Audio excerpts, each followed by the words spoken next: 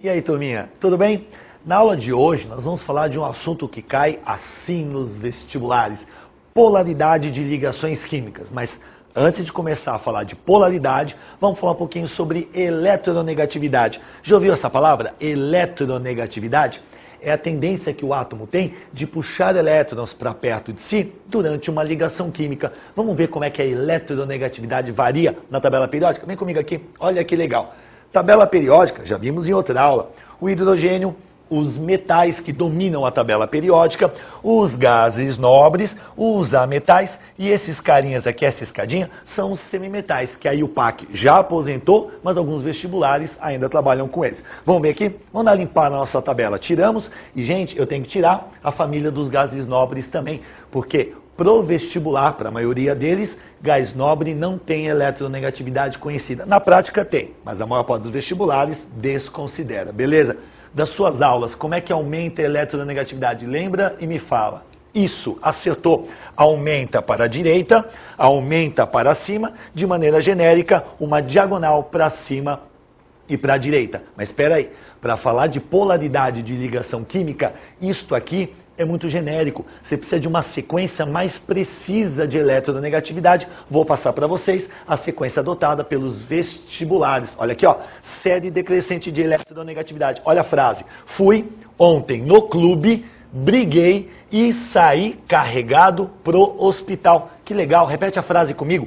Fui ontem no clube, briguei e saí carregado pro hospital. Algumas pessoas guardam essa sequência apenas como Von-Klibrisky pH. É dessa sequência que você precisa para entender a polaridade das ligações. Vamos começar aqui falando de ligação covalente. Acompanha comigo aqui. Ligação covalente. A ligação covalente é definida como a ligação que você tem compartilhamento, hein? Não é transferência. Compartilhamento de par ou pares de elétrons. Olha que legal essa animaçãozinha.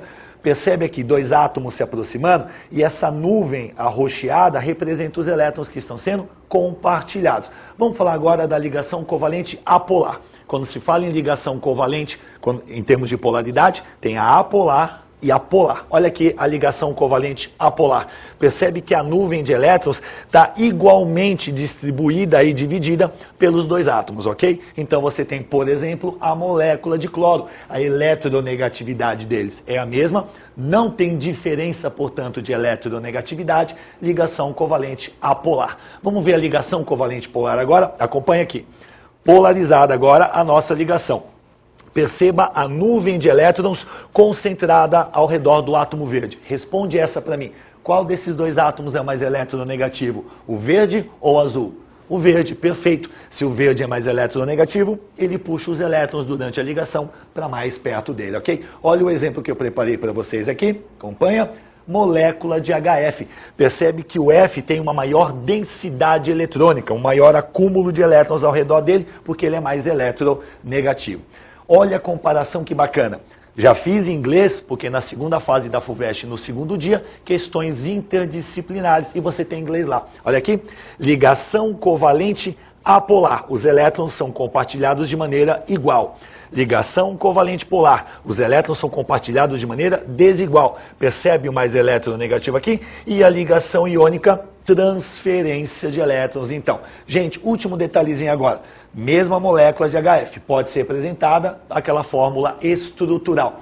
Como é que você faz numa prova para indicar essa força de atração? Você usa um vetorzinho. Vetor eu estou pegando emprestado da física. Como é que a gente representa esse vetor? Colocando em cima dele a letra grega μ, para indicar que é o momento dipolar da ligação. Na próxima aula nós vamos falar de polaridade de moléculas. Aquele abraço, galera. Tchau, tchau.